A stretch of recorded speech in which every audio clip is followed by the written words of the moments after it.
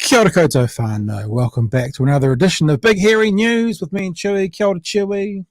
What's up, man? What's cracking? What's up, brother? What's crack-a-lacking? Not much, actually. Having a good old day. How about yourself? Yeah, just chill into my weekend. Now it's been a pretty interesting weekend. A lot going on in Dunedin. Yeah, it was actually. It was really. We're going to talk a little bit about the protest that happened in Dunedin on Saturday morning. We'll probably do that second, maybe third. I'm not sure. We'll figure that out, because coming up shortly, we're going to have from the Faculty of Science at Auckland University, Dr. David Welch coming in and joining us, mostly to talk a bit about what's happening with COVID at the moment. We like to be able to sit here and give information, and for people then to take on board that information, use it as they will. David has been featured on the news in the last couple of days because there is this conversation going on about BA.4, BA.5. There's a conversation going on about, will New Zealand go into another red lockdown or not? I mean, I'm dubious. I don't know if we're at a point now where whatever happens, we'll just live with. I don't know if also David is the right person to talk to about would we or won't we go into another lockdown, but he is one of the right people to talk about what's happening with those two strains of COVID and what it means, and what it means for us and what it means for the country, etc., etc., etc., etc. So he'll be coming up shortly, and we'll talk about that. The other thing is we are going to I'm thinking probably wrap up a conversation that started on Friday. Who knows? Some things may happen tomorrow that may continue this conversation on. I don't know. What I'm hoping is that it might evolve into a conversation around media in New Zealand and how and what they do and how and what they kind of perform like. And I think that's an interesting conversation because, whether it be the official fourth estate, or whether it be, bloggers or commentators or people who are disseminating information to the public, I think it's a healthy and wise conversation to talk about who they are, why they are, what they're doing, what they're trying to do. And if you didn't see Friday night's show, we had a big conversation around the platform and Sean Plunket. So we're going to kind of continue that. It's not going to take up 2.25 hours. I would not survive that long tonight. I'm lacking of sleep, but we are going to been told we can't. Okay, good.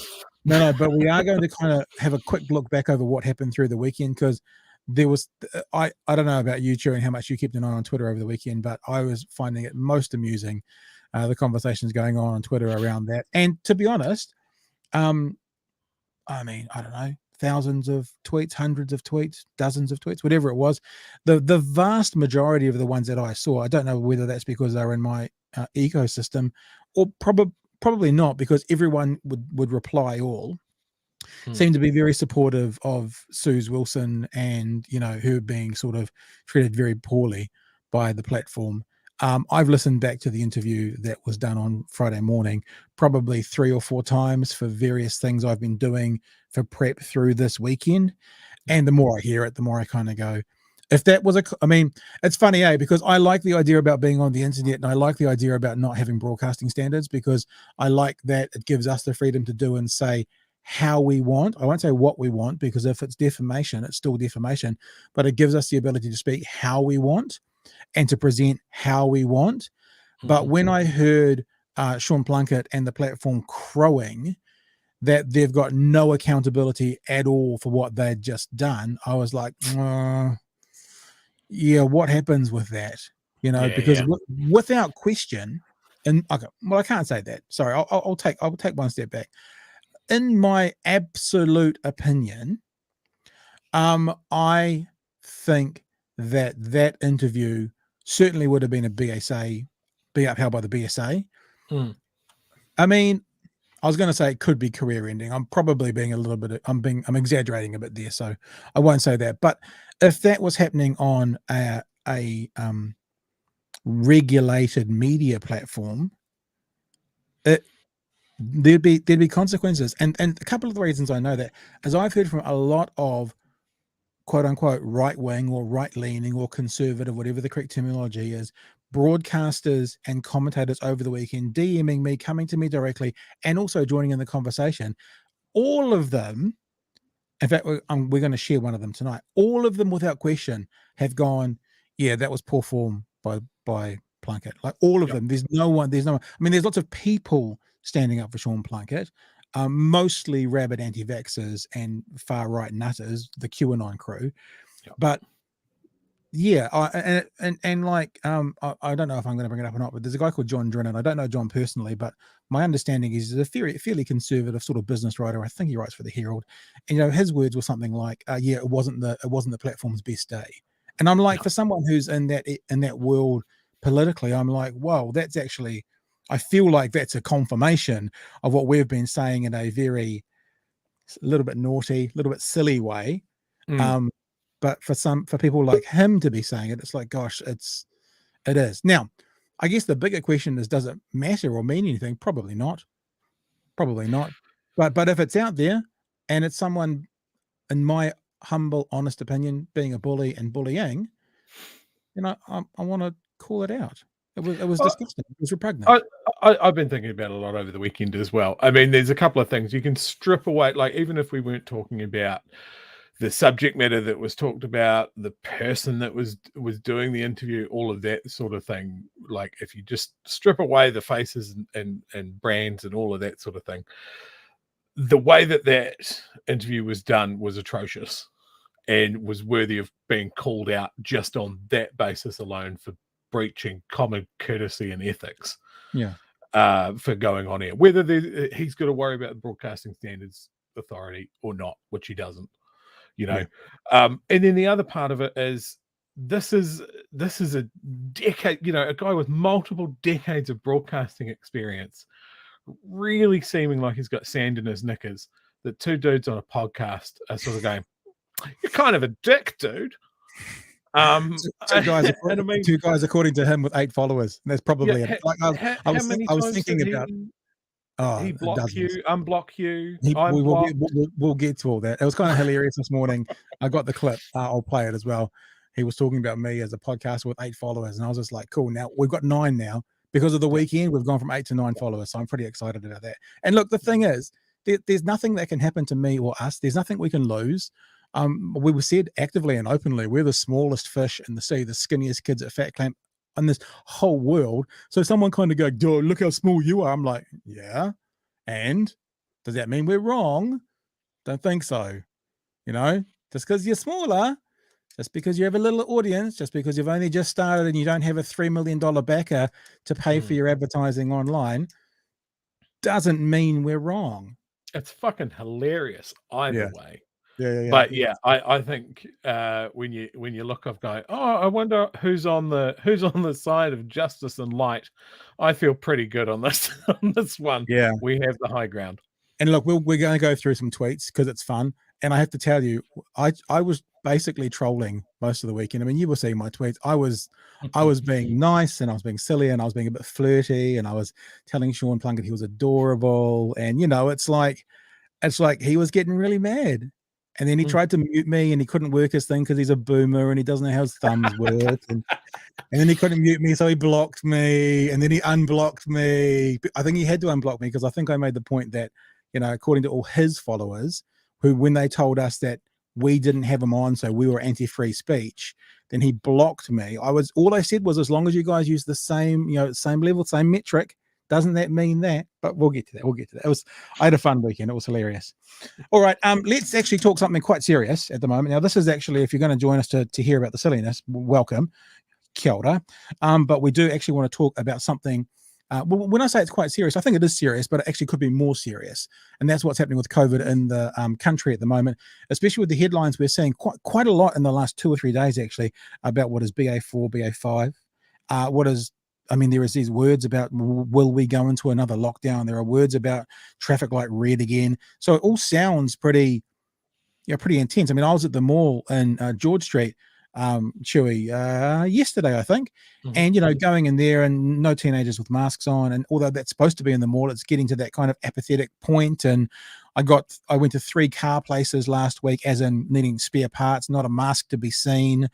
So I don't know. It'll be interesting to see where we go from here.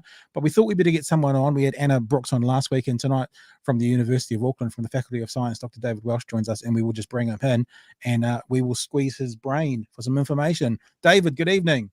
Kia ora. Kia ora. How you doing, David? How are you, man? Nice to see you again. Yeah, good. Hey, can we please have a little bit of a explanation about what we're hearing? In fact, I could even bring up I had a CNN story up here. All Sean Plunket's followers will be going, oh, mainstream news, about BA.4, BA.5. New coronavirus subvariants escape antibodies from vaccination, and prior Omicron infection studies suggest. Could you let us know a bit more about BA.4, BA.5, what we're seeing, what we know about it, and what we're seeing in New Zealand at the moment? Yeah, sure. So BA.4, BA.5, there a couple more Omicron variants out of South Africa. So we've seen, we started with BA.1, BA.2 took over pretty quickly. BA.3 never really got going anywhere. And BA.4, BA.5 were both spotted around about February. No one paid much attention, but then they started spreading pretty quickly around the world. Not long after BA.2 peaked, and they've been in New Zealand about 6 to 8 weeks. Wow. And have been steadily growing. That's the thing. You think a new variant's not that important because it only comes in and there's only like one copy of it, but then it slowly spreads, and after 6 to 8 weeks, now we're at about 20% of infections in New Zealand at the moment are thought to be BA.5. Somewhat fewer, probably only about 5 to 10% are BA.4. But both BA.4 and BA.5 have a real growth advantage over BA.2. And so we're seeing it, so that's why we're seeing them growing. And we think that's why we've seen a real increase in cases over the last week, because they've sort of finally got to that sort of level where they're becoming a major outbreak in themselves. I should say that BA.4 is somewhat more transmissible than BA.2, but BA.5 is a lot more transmissible, and we expect BA.5 to become the dominant variant. Do we have any data, or is there anything we know about who is getting it? Like BA.5, are there people who have already had it who are more likely to get it now? I guess what I'm wondering is, from a social point of view, are those the people who are more chill about it now, so they're getting reinfected, or is it kind of an even spread across anyone's getting this, and there's no evidence or data to show who's more or less likely to get it at the moment? Yeah, there's not a huge amount of that sort of evidence because we are seeing reinfections being reported more regularly now, but they're still at a fairly low level. There was advice for quite a long time that you don't need to test for 3 months after you've been infected. Yeah. So there's a lot of people who have only just reached that 3-month threshold and have started testing again, and that was bad advice. Luckily, they've said that you should test after a month now. That's just changed, yeah. Yeah. But if you look at the sort of databases of cases, I think there's only about 4% of cases of reinfections at the moment. But yeah, we would expect that to be creeping up. It's possible like 60% of the country might have been infected at some point by now. Wow. So you'd expect a lot of the people who have been infected to be infected again. But that said, in terms of cases, there's only about 20-something% of the country that have actually been reported as cases. So that's a much smaller number.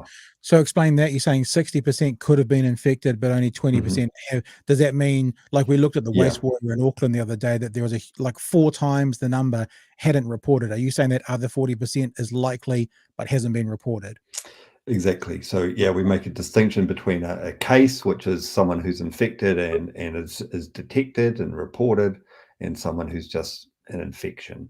Yeah. And they either never test or they never report or something like that. Yeah. Yeah. Hey, answer me this. Welcome back, Joey. Answer me this. Why South Africa? Because Omicron was South Africa, wasn't it? And Yeah. So what's going on? What is it about South Africa that's driving these variants? Well, so this is another version of Omicron, right? So anything that starts with BA at the moment is an Omicron variant. Okay. And yeah, I mean, Omicron, appeared out of nowhere in South Africa.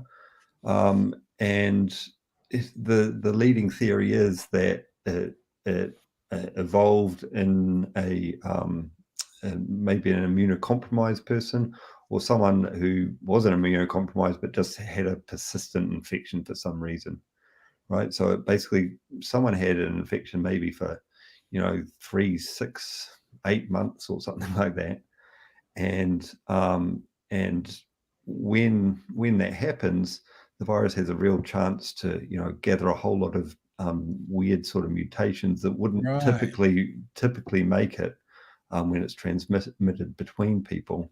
But kind of, you can think of the virus as like exploring this fitness landscape, and if it's in someone whose immune system is not working quite properly, it can kind of get between these different fitness peaks that it couldn't usually get between.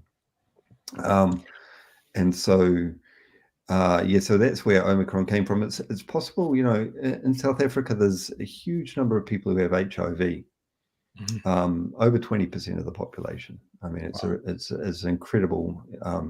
It's a pandemic over there. Yeah, pandemic, yeah, absolutely. And it's a slow moving one, but it's ongoing. And if people are taking drugs to control their HIV, then they're fine, right? You can live a fairly normal life. But if you're not, you can have a really compromised immune system and would have huge trouble clearing something like COVID.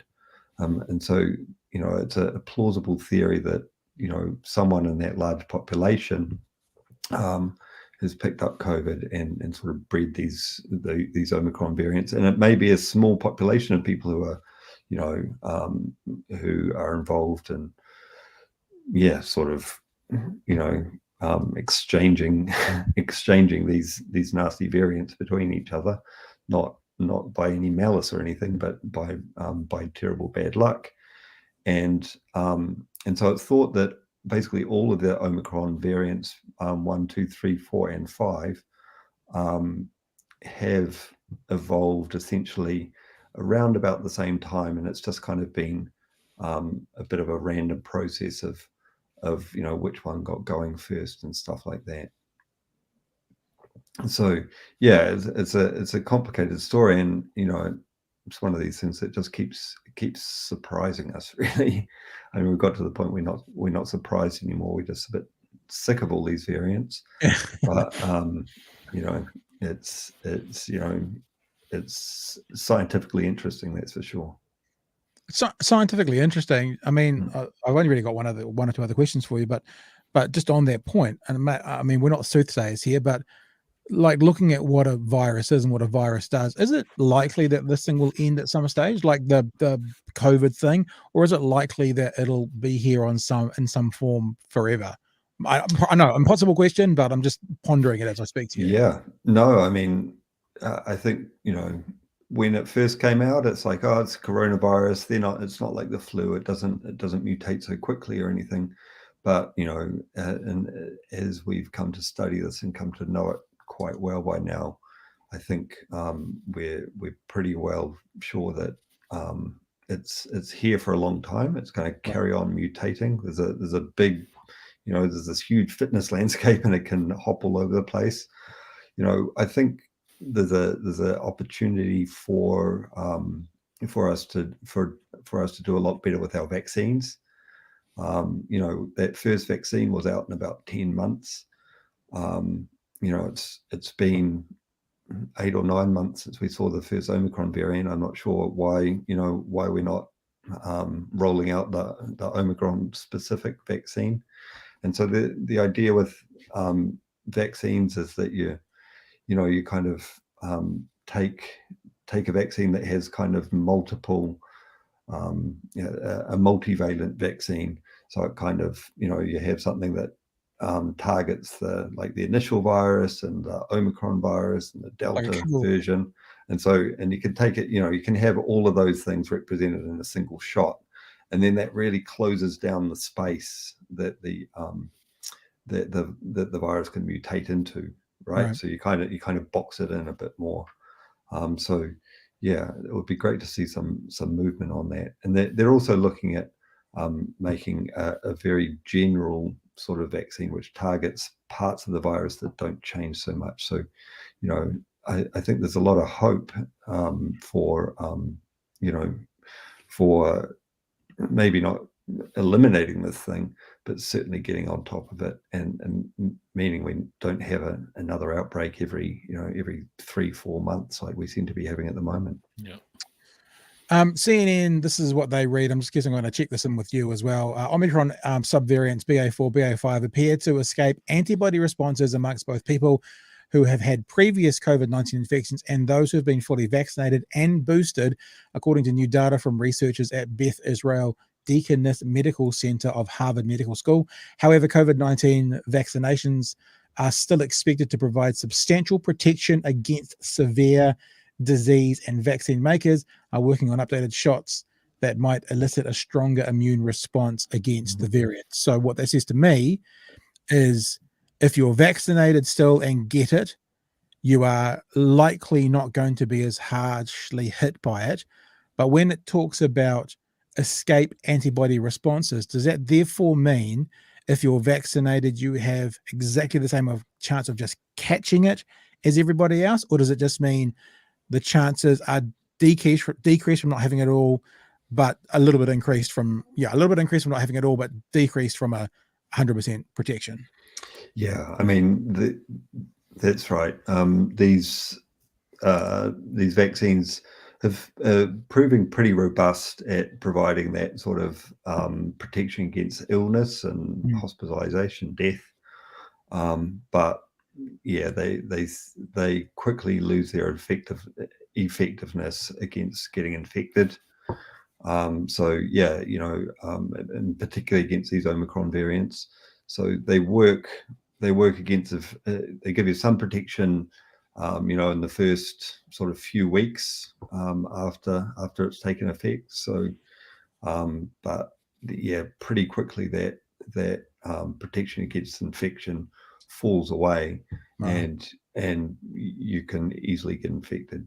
So now we've moved into a position where basically the vaccine, it doesn't sound like we should be calling it a vaccine now, but taking the Pfizer vaccine, the Pfizer shot, is really at the moment to help us not get really sick if we do catch it, rather than stop us from getting it. Would that be fair? That's right, and to be fair, that was always the primary target of those vaccines. Like all the initial studies around the vaccination were not about stopping infection. It was about stopping people ending up in hospital, and they continue to do that really, really well. And so this wave seems to have started. We've seen a week of increasing cases. We expect that to carry on. We might get to the sort of peak that we saw, a few months ago. So, just like a few months ago, we need to prepare for that. And one of the best things anyone can do is, if they are eligible for any shot, to go out and get it. A lot of people haven't taken up their third shot. I don't quite understand why. Why would you get 2 shots but not the third? Yeah. And now there's 4 available. If you're 50 or over, it's well worth getting. And every shot, is shown to increase your protection, or increase your protection back to the sort of a fresh level, and really is highly advisable. Excellent. From Auckland University, Dr. David Welch. Hey, thank you for joining us again, David. It's been a couple of months since we've talked to you, but I really appreciate you giving us some time this evening. A pleasure. All right, all Good the best. to see you both. Cheers. Thanks, David. There you go, Joe. Do you want to add anything before we move on? Because there's a couple of thoughts I had as David was going through there. For lack of a better term, the developed world really fucked this up. we're like, cool, let's sort ourselves out. Let's make sure we got a second and third boosters. How's Africa going? How's India going? Massive populations there. Probably want to look after them. No begin. We never do. And we gave the virus a population base to breed and change and strengthen. And yeah, true. Now we're looking at some very moved goalposts. So it's a little bit like if you had like a pest problem on your property, and your neighbors didn't have the money for the traps. It would be beneficial to actually get some traps for your neighbors, because obviously if the pests go off your property into the neighbors, they're just going to come back to your property, and then you can. Like, it can be from a completely selfish point of view. Like, it doesn't have to be altruistic. It doesn't have to be, look, the white man comes in on a golden charger to save the day again. It can be completely selfish. We go, we need to get these vaccines into everyone so we're safe. The other thing that springs to mind is there was, I mean, I know that the vaccine was always supposed to stop you going to hospital. Yeah, there's certainly a large portion of the population that heard vaccine, and they think vaccine means it don't get sick at all. Yeah. And then when there are people, like I saw a comment on Twitter today under Andrew Little saying that he was self-isolating. And some guy goes, oh, why would you get 3 shots if it doesn't even work? And it's like, well, Andrew Little's still doing work. He's just isolating so no one else gets sick. And he's certainly not on a ventilator. That's what the vaccine's for. And the stupidness of that argument, and I'm sorry to use the seatbelt analogy again because it's been used a lot, but we use a seatbelt in a car. You know, those people who have gone, oh, you got to get more than 1 shot. It's like, yeah, when I get in the car each time, I have to put the seatbelt on again. I can't just put it on for the first ride that I'm on, and then I go, oh, cool, now I'm fine. I put my seatbelt on once. I don't have to do it again. But the other thing is the seatbelt doesn't stop you from getting killed in a car crash. Oh, you'll break ribs, you'll break collarbones. But it much reduces the risks. So it brings the risk down. Yeah. Kim has said about, I guess it's about, reporting numbers. We didn't test our 2 and 4-year-olds, too traumatic for them, but we're pretty sure they had it as the rest of us were testing positive. The kids had symptoms. You know what I mean? If the rest of you are testing positive, like, what's the point in putting the kids through something if you're all positive anyway? I would think. Well, here's a question for Kim if she wants to put this in the chat. Family all tested positive. Did you report that? Yeah, what about the we were having earlier in the week? Yeah. Is how many people are testing positive and just going, oh, cool, I'm positive. I'll tell work. I'll stay home. I'll do everything right, but maybe don't go that extra step to inform the healthline or whatever you've got to do. I don't even know. Yeah. But the other thing that I saw there, not being able to test a 2-year-old because it's traumatic. Man, it's traumatic for a 40-year-old. What are you trying to do? Sit on a 2-year-old trying to get a swab up their nose? I can completely understand not going to that length. All right, so I'm interested. Neither of us are in the ballpark to get a 4th booster. I'm 6 months. I literally got mine on Christmas Eve. That's when I got my booster. So if I was eligible today, I'd be in there. Especially now, if you could get it now. You know, because they're talking about the next 2 to 3 months. If you get it now, that might give you that 4 to 6 weeks getting into a new peak, and then I don't know. It definitely feels like it's ramping up. There's enough very smart people that are very kind to talk to us that seem to be very rattled about how quick this is gonna ramp up. And we've got the big game in town this weekend. There's a lot of visitors around. I'm going to that game too, and I was watching the game on Saturday night from Eden Park, and I was a little bit playing spot the mask. But I'll tell you what, if I see you at the game on Saturday night, you'll be seeing me in my mask. Yeah, I'll be on a mask the whole time, and I won't be Bearsies, because it's that thing that we were talking to. And were you with us with Anna? Was it George last week? Oh, I think I was there. Okay, but if I wasn't, I was watching. The thing that, of course, you were. The thing that Anna said, she used that phrase "magic hair," because she talks about Anna No, Brooks. Anna Brooks talks about magic air. Magic air means you walk into a cafe with a mask on, you're protected, and then you sit at your table and you take your mask off because apparently there's magic air around you. The air won't come from the table next to you. You'll keep your own magic air around you. And when you're like this at the rugby with someone here, you don't need too much actual space to have your magic air infiltrated. So I will be wearing my mask to the rugby and I will be leaving it on the whole time, and beers can wait till I get home. I guess there's a bit of luck that our stadium's pretty ventilated. Yeah, that's true. Actually, that's a really good point. Yeah, we don't want to come. We are under a roof, but we have big open edges. VJ's just fired through a super chat. Thank you, VJ Rex. We appreciate that. If you ever look, we were getting nice super chats on Friday night as well. But let's just say this: if you're doing a super chat, use it as a place to make a comment, because obviously, if you make a super chat, there's a much. I mean, I'm just being honest with you. There's a much better chance you'll see your comment, because they show up on our screen in bright yellow and they sit at the top of our screen for a lot longer. So when the screen's rushing past, the super chat ones stay. So we got a bunch of lovely people on Friday night sending us super chats, but they were just like, happy Saturday, hi. Like, if you want to make a comment, do a super chat. $10, fantastic. Thank you, VJ. They can be $1. Whatever you want. If you're one of our angrier new followers, you could be like, who's funding you? Is it Jacinda? No, you are now. If you do a super chat, that'll be good.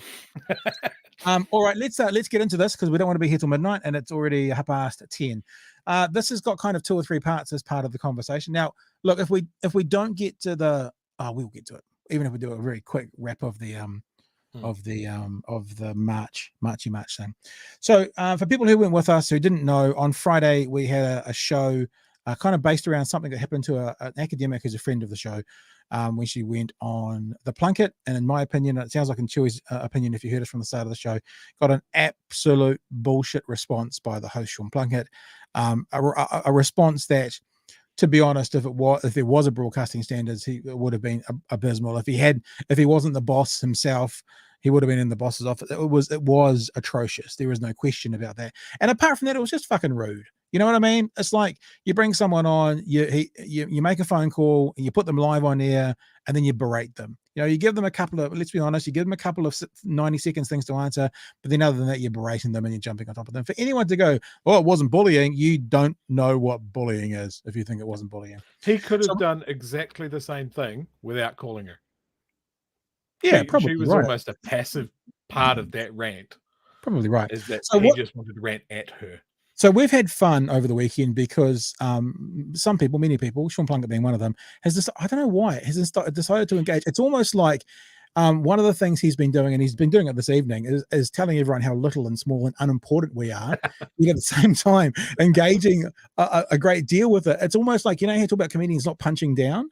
It's like, we're not worth Sean Plunket's time. I mean, that'll be clipped and used in his show probably tomorrow, although he avoided us in his show this morning. He wouldn't talk about us. And I did wonder if that's because if he directed people to us, then maybe they'd see the very well set out and well organized opinion we did on Friday night. So what happened on Friday afternoon, I put out a tweet that was coming up on the show, and Sean wanted to come on too. And I said, I didn't want his mummy and daddy, his business mummy and daddy, being offended by some sweary words because his business partners have an insistent string attached, you might say, that there's no swearing on his free speech platform. And even that seemed to get Sean annoyed. Call your jets, Pat, and check your spelling. I'm happy to take part. My jets are perfect temperature, thanks, Sean. I see no purpose in having you on. I'm talking to an expert on leadership and how, and I'm enough of a blowhard that I don't need another one on, offering nothing to the conversation. Thanks for the offer, though. And this kind of started Friday at lunchtime, and honestly, they were still coming in while I was watching the rugby. It was amazing. There was just so many of them. So there's just a few. Like Snow Bunny put out a tweet saying that isn't it all about being about balanced free speech? So we should have Sean Plunket on. I haven't said this yet, but let me just say something to you so you're clear. Access does not equate to free speech. Mm-hmm. All right? If you're not on something, but no one's stopping you saying that something, that doesn't mean your free speech is being hindered necessarily, right? If you're not invited on a Twitter-based show, let's say, but you still have your own Twitter, then you're free to make whatever speech you want. A platform, pardon the pun, it doesn't owe anybody anything, and a guest doesn't owe a platform anything. So not having someone on is not indicative of either free or not free speech. But anyway, we're being told by several people that not having Sean on means that we were basically anti-free speech. And my point was, and I've said this on the show before, that free speech is to the platform what Fair and Balanced is to Fox News, because the point being, Fox News says it and they're not. The platform says it and they're not. Again, same sort of line. Wouldn't it be fairer to have Sean on? Why would it be fair if I had Sean on? I'm not talking to Sean. I'm talking to an academic about her article and about her experience of being accosted by a rampant hypocritical broadcaster. So what's the point of having Sean Plunket on? In fact, we did have Sean Plunket on in recording. And just in case anyone missed it, free speech is to the platform like Fair and Balance is to Fox News. I always love that slogan. Oh, there you go. More tweets that have been going on. Why not get on Sean as well? That was the same sort of one. We can probably skip that, but it's the same. Make sure you better talk about, this is the thing that's always great about people who come in for one episode. You better talk about Nanai Mahuta as well. I did like the hashtag though, because we do share our shit, and theirs was share our bullshit, which I thought was quite clever. The thing that people don't, it works. Yeah, I like it though. The thing that people don't realize if they join a show or whatever for, this was them asking, maybe again, maybe the same time. Come on, please, come on. Is that we criticize Labor a lot, a lot. In fact, I mean, we didn't really get into it with David tonight, but their performance around COVID and stuff has been atrocious in the last 6 months. A lot. And we have talked about Nanai Mahuta and her hypocrisy of, calling out Roe versus Wade when she voted against taking abortion out of the criminal act twice. We've done it. We have talked about the Greens being focused on perhaps the wrong issue at the wrong time. We're political animals. We just look at everything. Yeah. And I think if you've watched us, then you know that we lean left, but we also bloody well enjoy playing devil's advocate. Well, did you say that last time? I want to say something true. I don't play devil's advocate. That's me personally, right? And I don't. And I know that I don't, because I know I've done it when I was broadcasting. I did it once, and I can even tell you when I did it, because that's how irregularly I do it. Okay. I won't play. I will, unless we're using different words for the same thing. I think of devil's advocate as taking a contrarian position for the sake of it. I won't do that. But what I will say is the other side would say this, but I won't say, well, what about this, and take that position, because we might be splitting hairs. And I can tell you, when I was working in Talkback, just so Plunket knows, as a professional broadcaster, because apparently he said I'm not one, I've never been one.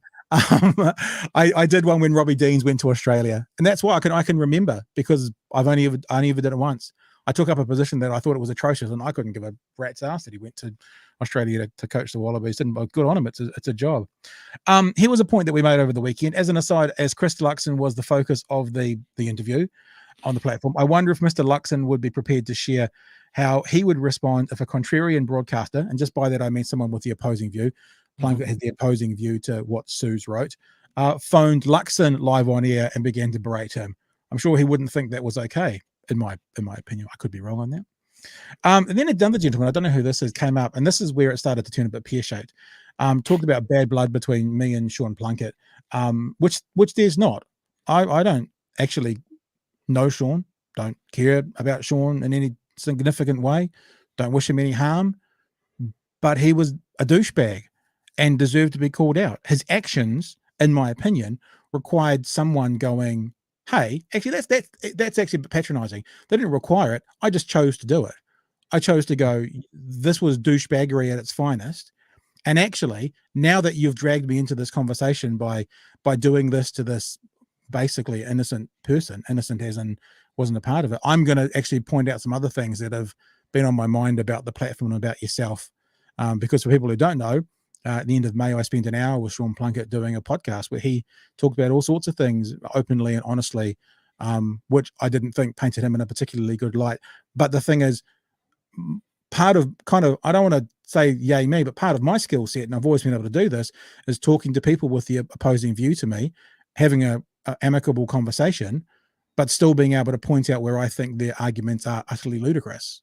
Yeah. And if you look at my podcasts, which is not this, which is something else I do, they're all through it. I've spoken to guys like Dave Rubin in America, who's the far right guy. I've spoken to 3 or 4 weeks ago, actually, on this show, I spoke to a right-wing Trumpist. I spoke to the girls who did the song, Vote Trump. I do it all the time. Like, I speak to people of the opposing view all the time, and they never, ever, ever, ever, ever go away thinking that that's been a terrible time, because adults can do this. Bully boys can't. They have to shout and scream and be all self-aggrandizing and important. Adults don't do that. Dickheads do, in my opinion. So anyway, there was this conversation. I did say I've got nothing against him, but it was, I said it here, just thinking his bully tactics in this instance, and they needed to be called out. And then, Sean goes to some of his tried and true. It's like listening to Trump talking about build that wall. Pat clearly has a woke bee in his bonnet. Fair enough. And then he talked about how small we are. And so I said, and hang on, and there it is. The last bastion of someone with no argument. I'm bigger, so I'm better. I guess that means that all the mainstream media outlets are better than you guys, or if we grow bigger, then our arguments are all of a sudden better. Such an idiotic position. And his response to that, not playing the game, Pat, you're muted. I'm taking my toys and going home. Well, but the thing about that was, I wasn't even going at him. It was like, this was a conversation between 3 people. There was 2 comments, and he chucked his toys and he ran away. So of course we had to talk about that. If you don't start none, there won't be none. So my response also, my other point here is this old fucking uncle throwing around the word woke. What possible thing did woke bring to, like, you have a bee in your bonnet or you have a woke bee in your bonnet? How has that changed the term? You just want to say woke. That's a very good point. Because you dudes like it when you say woke. That's it. Well, I like what Carl says. We're talking about access isn't freedom of speech. He says freedom of reach isn't freedom of speech. Oh, that's like very that, good. Carl. I have to use that. That's good. I might have to get you to keep an eye on some of the chats as well, Chewy, because I'm looking at my screen over here, which is where the Twitter stuff is, and they're over there. So I'll leave that to you. I've got a few up in the start area, but with that. So anyway, so after I got muted, the bastion of free speech once again stops hearing opinions that aren't agreeable in his worldview. Be interested to hear from those Sean Plunket fans who accused me of being anti-free speech, as we showed, as he wasn't on last night's episode. Will you apply the same standards to Sean? So if I'm anti-free speech because he's not able to participate, Sean has just muted me and stopped me from participating in the conversation. Does that mean all I'm asking for is the same standard. Nothing more, nothing less, just the same. And then there was some more comment. Look, there's lots of stuff that have been like he told me that I need medical professional help, and I told him it was adorable. Yeah. No, the best thing was when he asked someone to come and check on me, and I asked them to bring pizza. I said, "Yeah, bring pizza." So he told me I've got desperately shit takes, and I said, "Careful, business mummy and daddy won't approve of those sweary words, or you trying to be big and tough and let everyone know that you're a big boy and sometimes do use big boy words." Hashtag adorable. Some people react when you use that word, and that was very soon after that I got muted. And here's some examples. Oh, there's the bring pizza. There was someone to check on me. He wanted someone to check on me, and I got muted. And I took a screenshot to make sure that people knew I got muted.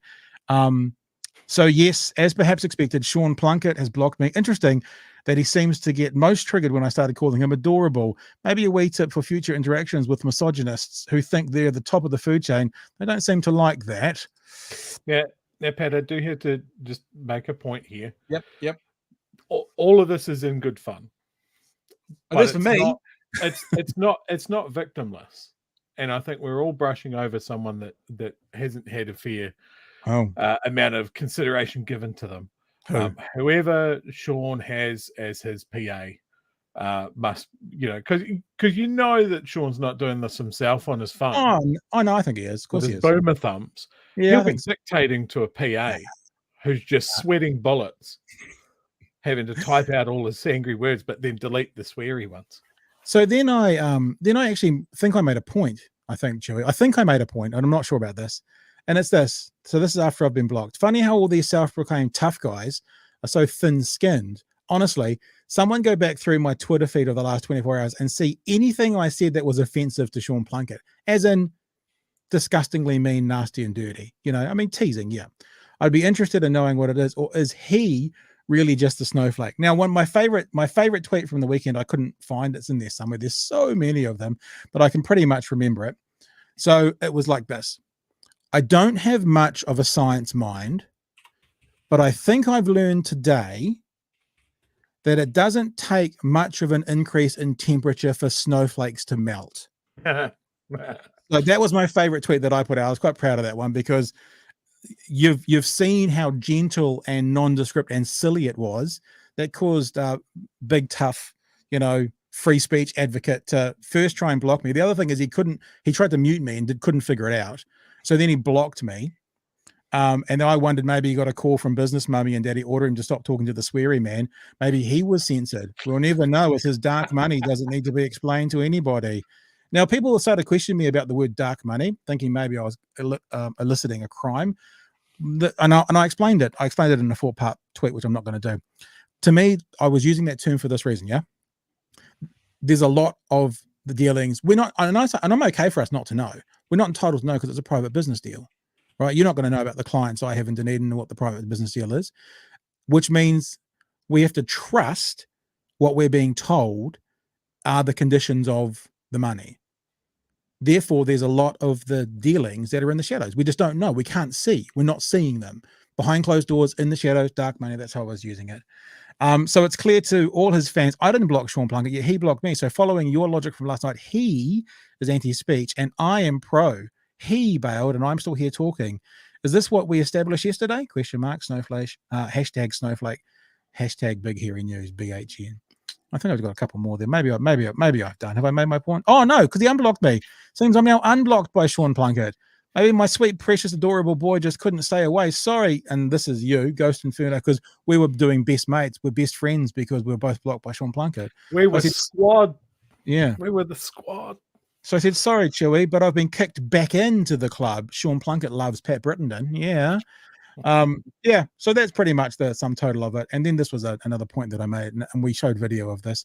Remember, people, when you hear Sean Plunket use the word woke, what he has told me, it means if I disagree with you, you're woke. And so when I had a definitive answer from him, absolutely. Yeah. What's this last one? Funny that Sean Plunket ran away and blocked me. I wonder if part of it was I'm not female, that he feels entitled to shout down, or maybe some of the perspectives we're sharing about Platform New Zealand and their dark money were a bit too close to the bone. Hashtag BHN, hashtag snowflake. And then just to know, this is when I knew he had unblocked me. Some people have said a fairly transphobic statement from Sean Plunket. Some people asking me if I identify as a female. So, but you know, I personally am not going there myself, but some people. So then we went into this other stage, and this came out during the day that we were talking about what we were going to say. I was telling people if they tune in, they'll find out what's going to happen. And he said, really looking forward to airing the highlights of this in my Monday show. Oh, that sounds good. Yeah. So I said to him, happy to send you a link. Happy to send you a link. If I can help an aging broadcast with 5 minutes of content, I'm more than happy. You may have to bleep the sweary words though for business mummy and daddy, just a heads up. So that was interesting.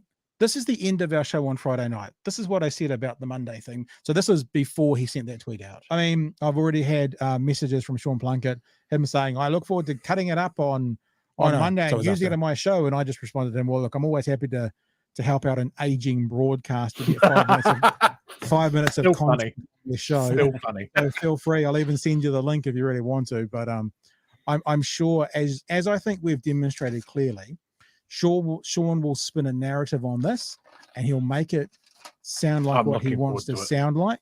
And then, actually, you know what? He'll either do that, and then his listeners will go, well, we told you, or he won't touch it. Because actually, if you watch this whole thing, as we've proved with no one responding, there ain't too many holes. Right. So, dun, dun, dun. What happened as I try and carefully control my stuff because we don't have a big, massive team behind glass walls. This is what happened this morning. This was our cut-up mention. Are you ready for it? You ready for it? How do I... Survey says... Survey says... I'm having trouble. Where's the play button on this thing? Why isn't it playing? I don't want to. It's a very slick website that doesn't work. Hi. Oh, there it is. There, because it's right underneath the thing. Here we go. Oh, this is giving me grief. Play. It's a quick update. Here we go. On that first official complaint we got Friday. Thousands of you have watched the interview, and I would have to say that generally you thought that we weren't particularly mean to Suze Wilson. Suze Wilson, though, I wanted to go back and look at previous articles she'd written. A lot of people sent me previous articles she'd written. There seems to be a common theme in all of Suze Wilson, leadership guru from Massey University's articles, and that is they all think all these articles suggest that Jacinda Ardern is wonderful. Anyone who doesn't like Jacinda Ardern is a misogynist. And, well, that's basically it. And National Party evil, evil, evil. That is fundamentally the editorial or creative sort of range of Dr. Suze Wilson from Massey University. Look, management did consider her complaint over the weekend. Had a couple of beers Friday night. Thought, nah. So, Suze, I don't know what you're going to do. You could complain again, but the easiest way to complain on the platform is you ring 0800 33 2283 and you have it out with us. We could put it through the appeals process. Oh, yeah, okay, that just means more beers next Friday night. Or like, okay, we'll put it through the appeals process. Few people lost their mind on Twitter. One podcaster who has about 8 followers interviewed Suze Wilson. I didn't get a chance to see it. I was watching. There are dozens of it. You missed that. You talked over it. He was watching paint dry. He said, I thought it was fantastic how he was watching paint dry when he had so much what am I trying to do? He was watching paint dry when he had so much time between the paint drying to be tweeting the whole weekend. It was quite hilarious. So yeah, so he didn't plug us. He didn't plug us at all. So not very happy about that. I'm trying to see, I've got so much going on here, brother. We must be pillaging his listeners. Absolutely pillaging them. And that's that one. Oh, that's because it's over. Is it over there? Dude, just talk to yourselves for a second. Oh, that's good. It's over here. This way. Sorry. I've got 4 screens going at the moment. What's wrong with me? So yeah, so no pushback on the show this morning at all. I've got some pushback though. So I have set this up by saying we're going to talk tonight about the far right position of the platform. Right now, he claims that they're not on the right, and just for evidence for that, so we all are on the same page. This is from this morning's show. Sean Plunket talking to Duncan Grieve. To be honest, like, all power to you, but I mean, I always think unless you're actually bringing in sufficient income to meet your bills, then you're living on borrowed time. Yeah. And you know, and I guess the thing I would say is, like, I do think that there is potentially a business opportunity for a right-leaning. Well, we're not taking money off the government like you are, which is a bit challenging for us. Yeah, but the government. So just so you know, I heard this interview because I tortured myself for a couple of hours. He asked Duncan how much money comes from the government for spin-off, and Duncan said maybe 1%, maybe 1 to 2% of it. And 14 minutes later, he's still banging on about how much obviously public money is impacting the spin-off in a negative way, where he's been told. And remember, this is the man who says we should believe Christopher Luxon because he said it.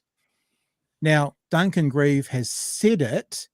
Maybe 1% of their overall operational budget comes from, public journalistic fund or New Zealand On Air, and he's still banging on about the evils of taking public money. And a signal that there is no more money coming. But you'll still make stuff with the assistance of New Zealand On Air, right? No, we make almost nothing with the assistance. And you'll take stuff from RNZ that is made with taxpayers' money, right? Well, we actually, Sean, you're saying some things that really don't stand up to. So you never run anything that's run on Radio New Zealand? None of your stuff, nothing done by spin-off staff ever ends up on Radio New Zealand or their website? Well, no, it does, but we don't get paid for that. That's something we do out of the goodness of our heart. Oh, really? And you get nothing back in return? Rolls, No, nothing. So you just do it because you're all woke together. Oh, Well, just 'cause, like, I mean, look, this is probably like the foolish side of me, the foolish idealist in me. Like, there's a foolish idealist in you that is, I'll just start this kind of right-leaning session and won't worry. We're not about the money. right-leaning, Duncan. Okay, but you're We're just been critiquing the truth-leaning. media We're as being- truth-leaning. There's a Okay, difference. all right. oh, And in you the have said about context, it. it's entirely different. Of course, we might look right-leaning because everyone else is screaming off down the left. Right. So we're clear on that? They're not right-leaning, but everyone else is, and everyone else is screaming off down the left. So this is from my podcast when I had Sean Plunket on. And I was asking him, if you are truly a place with no bias, with no political bias, where are your hosts? Now, this speaks to some of you people who maybe don't, and I'm not trying to be patronizing, but don't really understand how especially talkback radio works, right? Balance is not, I'm a right winger, you can phone up if you're a left winger. I'm a left winger, you can phone up if you're a right winger. That's not balance. The person behind the mic has all the power, you have none. The person behind the mic can cut you off, can just choose not to take you, can not take your call, can dump the last 6 seconds if you make a good call. How a real genuine outlet would be balanced is to have a raving right winger on, then maybe the next show would be a raving left winger, then it might be a raving centrist, if that's such a thing, and that would actually be what is balance. So I was talking to Sean about this, and I was saying, how can you claim this balance or no bias when there's no one in your building who has a contrary point to you, who disagrees with you? And this is my point that I'm making about from Sean Plunket himself. He confirms that they're far right. You'll have to stay with me as I explain it, but here it is. So, well, I would say that the platform in the pantheon of New Zealand broadcasting, does represent a balance.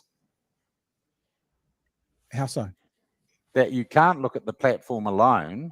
You've got to look at it in the context of New Zealand media in which it exists. We're not just balancing ourselves, we're balancing the entire New Zealand media landscape. We are providing a place for voices and ideas that are largely being excluded. Right. So we're clear. Sean Plunket just said from his own mouth that it's not that they're balancing the platform, although I'm sure he's going to say, but that's what we mean. It's that they're providing balance to the whole media landscape. The quote was, you can't look at the platform alone. You got to look at it in a context of the New Zealand media in which it exists. We're not just balancing ourselves, we're balancing the entire New Zealand media landscape. Now, bear with me, smart people, okay? Imagine a scale with a triangle in the middle and a piece of metal on top. He has just identified that all the other outlets are screaming down the left. If everyone on that scale, and I'm using the word scale because he said balance, if everyone on that scale is screaming off down the left, to bring balance to that, where does he need to be? He needs to be on the right. Now, I'll actually go one step further. If 99% of the weight of opinion is screaming off down the left, and there's only 1%, and that 99.1 is me, it could be 60, 40, 20, whatever it is, what that means is the smaller entity on the right has to be further to the right. We all know how counterbalances work. If you've got 50 kilos here and 10 kilos here, the 10 kilo has to be further away from the center point to balance the 50 kilos. He himself is now saying in that interview, you heard it for yourself, it's not about the platform being balanced. They're not. He's suggesting in that, you heard it with your own voice, that we're balancing the entire New Zealand media landscape.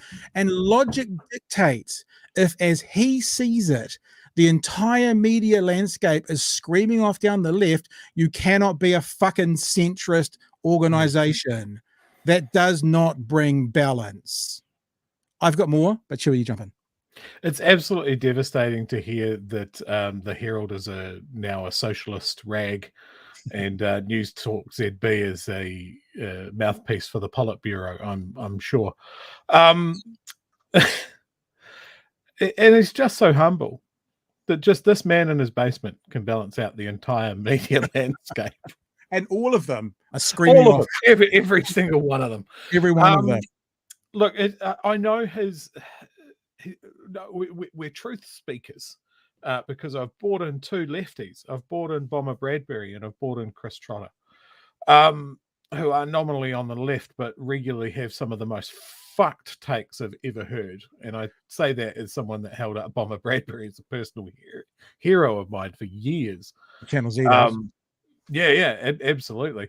But yeah, it's he doesn't have a full roster of the gamut of New Zealand political commentary or points of view. He's gathered around a whole bunch of people that have been sacked for being too extreme for their previous employers. Yeah, I thought about starting up a hashtag Free Martin Devlin, but then I thought, nah, I don't want to do that because there's, anyway. But look, I also want to say something from what you just said, Chewy. See if I can jump back to what you were saying. Oh, that's right. The thing about having two nominal lefties on, that's how Fox News sells their Fair and Balanced. They basically have really good, really skilled, really good orators all coming on the right, and they have some Muppets coming on from the left. And they go, nah, see? Fair and Balanced, we've got the right and the left, and they give all the credibility to the right, and the host works with the guest on the right, and it ends up being 2 against 1, and that's what they call fair and balanced. That's why I say free speech is to the platform as fair and balanced is to Fox News. Next point. If you're going to be gracious and say, well, Pat, your analogy doesn't really work, I get what you're saying, and but they could still position themselves centristly, even if everyone else was down the right. Okay, let's have a look at the kind of content they're producing. Because I would say this, if I was producing, let's say, an eco-type show that was focusing on the environment, ecology, climate change, clean waterways, I bet you that would be considered a greenie-type show, and it would attract greenie-type people. That would be a fair assumption. Yep. So here's a conversation that Sean, I'm not going to play any audio, so you don't have to turn it off if you're annoyed by the audio. Here is a conversation that Mr. Plunket had this morning where he was actually going in, and I heard this, and talking about that some of the anti-vaxxers are spreading this story about this guy who's being locked up for being an anti-vaxxer. It's not true. Oh, yeah. Story. Nice. So Sean Plunket gets on and rightfully goes, it's not true. It's rubbish. It's bollocks. Do you remember the group of people I said last week, Chewy, who are his listeners, who he's pitching to? I used the word QAnon. Yeah. I've just put this on most relevant. Have a look at some of these comments from his listeners, right? He's just said, this guy is not being locked up for an anti-vaxxer. He's in prison at the moment for a more serious reason. He said, I'm not going into it. I can't go into it. It will come out in the future, but he's on remand for a serious reason. That's basically his synopsis. I'll read a few of these out, but trust me, of the 674 comments, probably 600 of them are like this. This is his listener. This is the content he's making. This is who it is attracting, right? These are the people that he's making a product for. If you don't think the platform is way over on the right, and I know some people on the Twitter tonight have been concerned about the word far right, but way over on the right, whatever word you want to use, right? If he is not over there, then why is his content attracting all of these people? And actually, I'll take a step back. I'm not even saying if Sean Plunket's not over there, if the platform's not over there. Because Sean Plunket could be a grifter and just putting out stuff there he wants to attract an audience and not believe it. So we'll just say the platform. We'll be generous. Here's some of the comments about these people just being told the truth about how this person, who is an anti-vaxxer, wasn't locked up for being an anti-vaxxer. I think the first thing that worried me when I heard the platform's news and updates, it seems that the same recordings as mainstream media, i.e. News Talk. So no one's doing investigative news reporting. They seem to be feeding off others. So because they take a news feed from NZME, I've definitely seen that. Under the New Zealand Bill of Rights, you cannot detain anyone without due court process, which this person said. That alone is breaking our Bill of Rights 1990. You are making things worse for citizens' rights. Wake up, buddy. I would like to see a completely unbiased presentation of the facts of the case by credible investigative journalists. You use terms like anti-vax and conspiracy theories is disappointing, as there are many New Zealanders who are deeply concerned. Notice I haven't skipped any messages yet. Thank you, Sean, for showing us exactly what kind of journalist you are. You are showing yourself to be no different to the mainstream zero journalist integrity. You have made it very obvious to anyone that is actually following this case. And then it goes on. I'm not going to go further on. You just said alleged. and you also have no idea why he was locked up. Then you say nothing else to see here, and apparently you're an investigative journalist. I put that ist in. When you actually find out what's going on, maybe you could then investigate further. Anyway, I don't need to do any more, or else we will be here. But you can see very clearly these guys all talk the same. But the thing is, that's the audience. And what I will ask again is, if you're going to be gracious and say that the platform wasn't far right, further on the right, way down the right, why are all the way down the righters listening to it? Yeah. Like, if I was building a car to go down a drag strip, right, and that was the idea of the car, then people who wanted to run on a fucking drag strip would buy it. Yep. Isn't that obvious? And he'll be looking for an audience, and he's not going to push against that sort of audience and that sort of engagement so early in the platform's history. He's going to play to it. Yeah, I can feel myself getting hit up here. Look, before I do this, I'm just going to say thank you to anthropologist out there who gave us a super chat with no comment, but thank you very much. We appreciate you doing that, because I've got one more point to make, and it kind of wraps up the whole thing, right? This whole thing started off with Sean Plunket treating Suze Wilson like shit over her article about Luxon's dilemma. So this is Plunket's dilemma, right? Because I don't actually believe that Sean Plunket and Michael Laws are as far right as these people that he is attracting. No. Now that says something in Oz itself as to how far right these people are. If Sean Plunket and Michael Laws are seen as the sane ones, right? So this is Plunket's dilemma. If that's the group of people he is attracting, when mummy and daddy's business money runs out and he needs to run off a platform and only off a platform, he's got two choices. One is he moves his opinion to that far right position to keep his audience, or he loses his audience and continues, I guess, or takes the position that where he maybe really sits politically speaking, which for him personally might be a normal right voter. So you know what that is? That's Plunkett's dilemma. Yeah. Luxon's dilemma is about abortion. Plunkett's dilemma is about how do I monetize these far right nutters that I disagree with, but for some reason the content I'm making is quite attractive to them. Yeah. That's his dilemma. Yeah. And with that point, I kind of feel done. Yeah. That natural end to that. Well, kind of a natural segue if we're talking about anti-vax conspiracy nutters. If we want to touch on, can you bring me a water, Chewy? I've got a dry throat. You're breaking the wall that we're in different places. Oh, sorry, we're in different places. Obviously, we had that Voices for Freedom, Derek Tate, Sado protest in Dunedin on Friday. Here you go. I was there. You were there a little bit later on. I think I was there. I was there at the start, and then I came along. I think I was there towards the end. So it might be a bit hard to see. And if you're listening, it's going to be really hard to see because you're listening.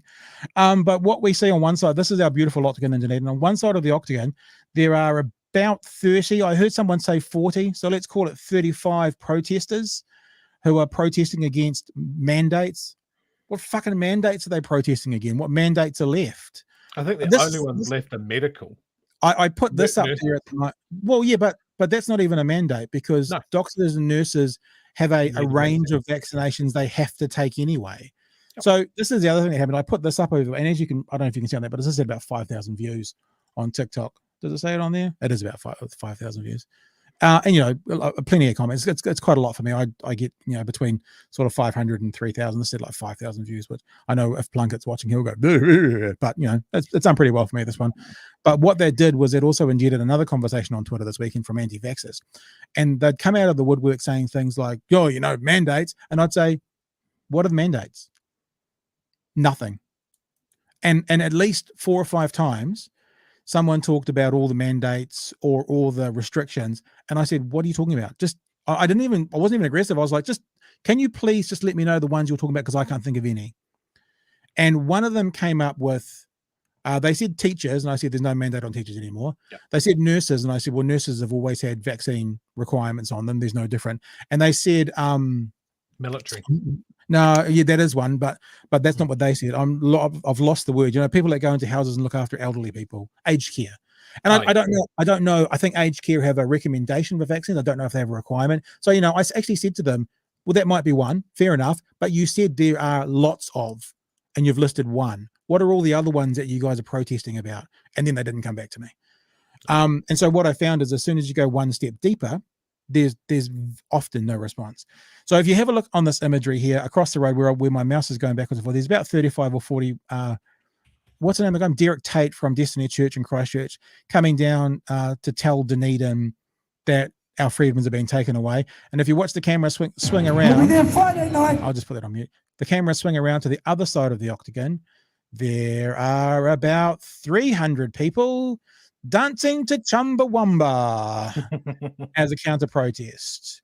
So as I said, I think in this thing here and other things, we certainly know who won this protest. And I have to say, I was actually really quite proud of Dunedin. It was the perfect way to do it. They didn't, the counter protesters didn't engage at all. They had their backs turned to them and they were dancing pretty much the whole time. I wasn't there the whole time. Done. And it was the perfect. And I noticed that people were all over the country were talking about this. In fact, this actual, not this clip, I did a couple of photos as well, got picked up by Spinoff. So Spinoff did something on it. And there's my Twitter feed there. They put a couple of photos. So there's the so there's better picture, isn't it? There's the 30 or so anti-vaxxers, and there's the dance party happening on the other side of the thing.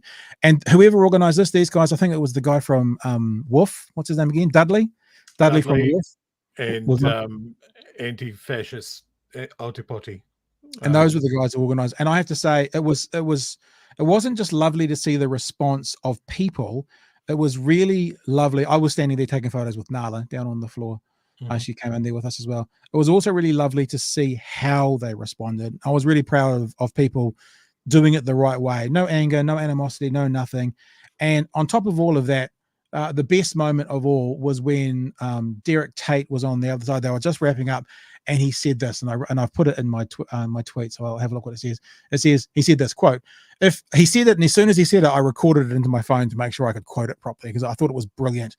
He said, so this is the anti-vaxxer protester, anti-mandate anti-vaxxer protest. He said, if there's any freedom fighters in Dunedin, where the heck are you? And I was just like, well, take a look, buddy. You're not welcome. So in other words, pretty much all the people at the anti-mandate protest were actually all people who were from outside of Dunedin coming into Dunedin, and no one in Dunedin supported them. I found it really huge number of especially young Dunedinites went along there and they said "fuck you," but they said it in such a brilliant way. So just proud, kudos, praise, well done. And I mean, look, towards the end of last year, Voices for Freedom were having like a weekly march up George Street, and they were mustering generously up to 150 people at times. Yep. And now they're down to 40 pretty sado looking people that have to be rallied by Destiny Church. Yeah. Last time that is a win. Last time me and Chewy talked, we talked for 2.25 hours. So we're done. Look, and I'll say this again really clearly for you people who are watching or are going to watch this and you are fans of the platform with Sean Plunket, just find me the hole in my logic. As you've seen, and I haven't been looking at those messages at all. Is there anything that you want to flick through it while I do my little wrap up to and see if there's anything you want to share? But I'm completely happy to share holes in my logic. Find me holes in my logic. Find me where I'm wrong. And look, what I've offered is an opinion. Now, I'm not arrogant enough to say that opinions are always right, but until I hear a better one, which doesn't go, "Duh, you're just woke." Like, I think I've used deduction and logic and reasoning to get to where I've used Sean Plunket's words, what he said, which is very different from when you say, that's what she said. And I think he's acknowledged that, and let's make this clear from now on, the Plunket, I keep calling it the Plunket, the platform, he should have called it the Plunket. The platform is, if anything, it's been pitched as a as a response to what he thinks is on the left, not a centrist organization. And what they're going to say is all those people who do the writings and stuff for them bring it balanced. No, it doesn't. There's only a few voices that are heard on there, primarily two that offer opinions, and that's Michael Laws, who thinks that COVID is the flu, and that is actually from his Facebook page when his daughter got COVID, and I've got that screenshot in case he's deleted it.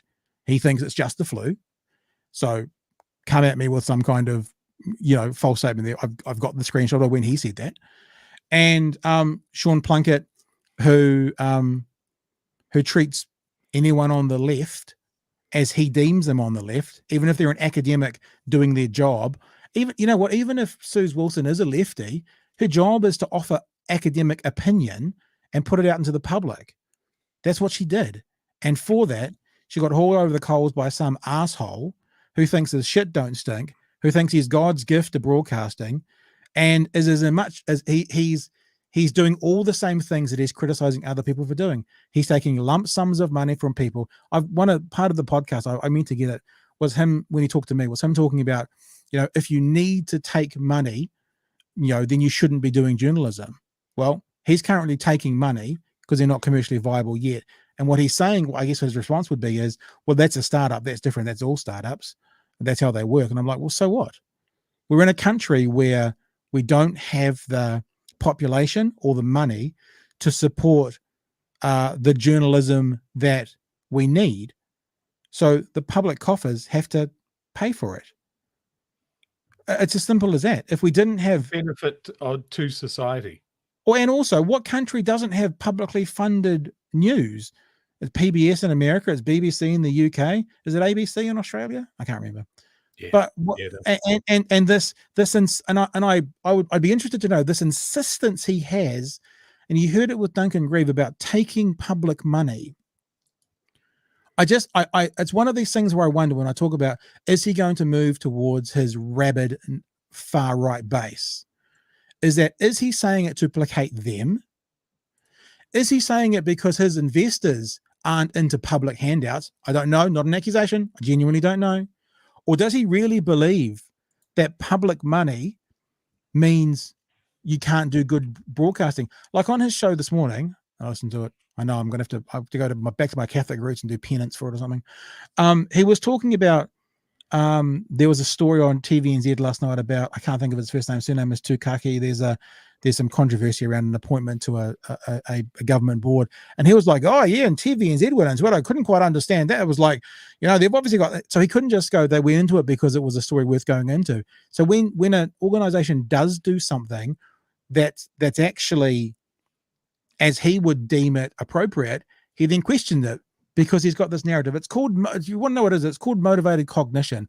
I spoke to a professor around the time of the lockdown, the first one, Stephen Lewandowski. Go look it up. It's in my podcasts. And he talks about it, this thing called motivated cognition. I won't go into the full story of it.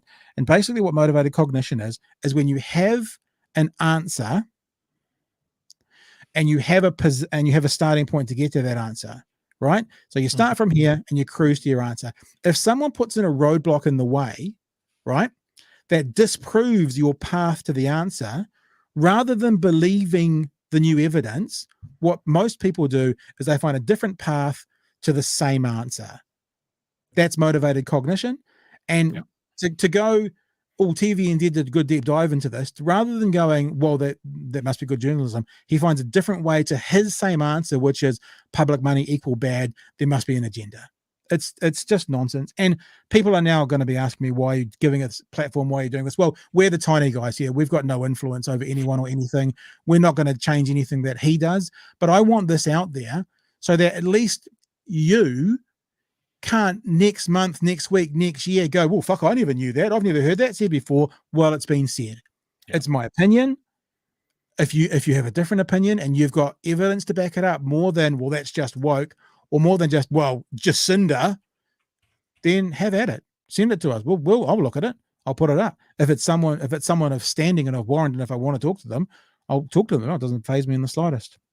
Okay, I keep saying we're done. We are done now. Do you want to wrap up with anything, Chewy? I've talked 99% of tonight. I apologize.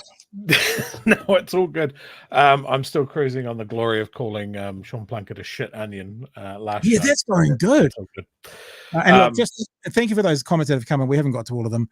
Someone says Plunket was begging for cash on the platform Facebook page, PowerPoint presentation. Carl says Plunket is grifting for clicks. When you all you have to do is try harvest outrage for money, where else do you expect to go deeper into the rabbit hole? If broadcasting organisation is not accountable to New Zealand Broadcasting Standards Authority, then the only recourse is to track the money and organise a boycott against the sources. Oh, well, I'm not about boycotts, but I mean, you know, but each to their own. Each to their own. Did we miss any messages that we needed to put out there? There was a super chat from VJ. Yeah, got that, I think. Talking about New Zealand. Oh, there was all right, let's put that up. No, we put them up. Yeah, because we all know that New Zealand corporate media always has been left-leaning, not at all tied to their owners, tied to their owners. It's not true anyway. I mean, like, thank you for your super chat, Vijay. I appreciate it, but not all New Zealand corporate media has been left-leaning. I mean, some is, some isn't. And I have to tell you, from working in and amongst those circles for a long time, what you typically find is people within the industry may be left or right-leaning, but the overall corporate group is not. The overall corporate group is about making as much money as they can. And the overall corporate group is actually the most pathetic group in the whole lot, because they will just blow with the wind where the money is. If it's advantageous for MediaWorks, NZME, you know, any of these businesses to actually take a position, then they'll take a position because it's financially advantageous, not because they're political ideologues. Trust me, I've seen it.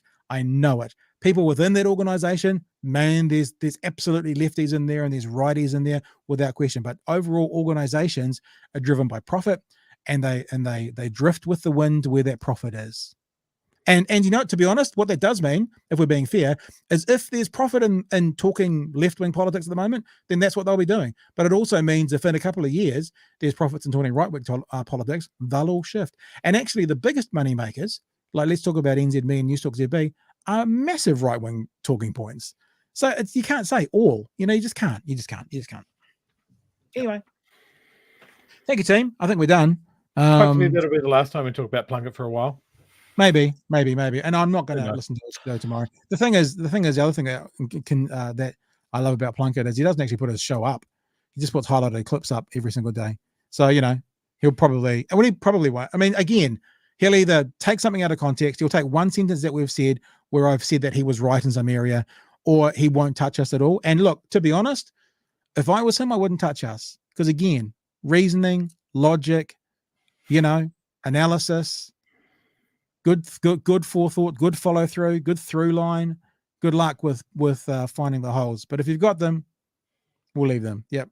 We'll just say goodnight to Paul as we go, because he's remembered you straight away. Just shout out to Chewy, onion of shit. All right, guys, thanks. We'll see you tomorrow night from 10 p.m. Remember, share our shit. Remember, we do have a daily audio podcast as well. Apple Podcast, Google Podcast, Spotify. Just search for hashtag BHN. If you've got hashtag BHN, you'll find it in, or just Google Big Hairy, look for Big Hairy News, and you'll find it. Subscribe to that, especially if you've missed any of the previous content. That's all up there. And we will see you tomorrow night from 10 p.m. Thank you, lovely people. Hooroo. Stay safe. Have a good night's sleep. Goodbye.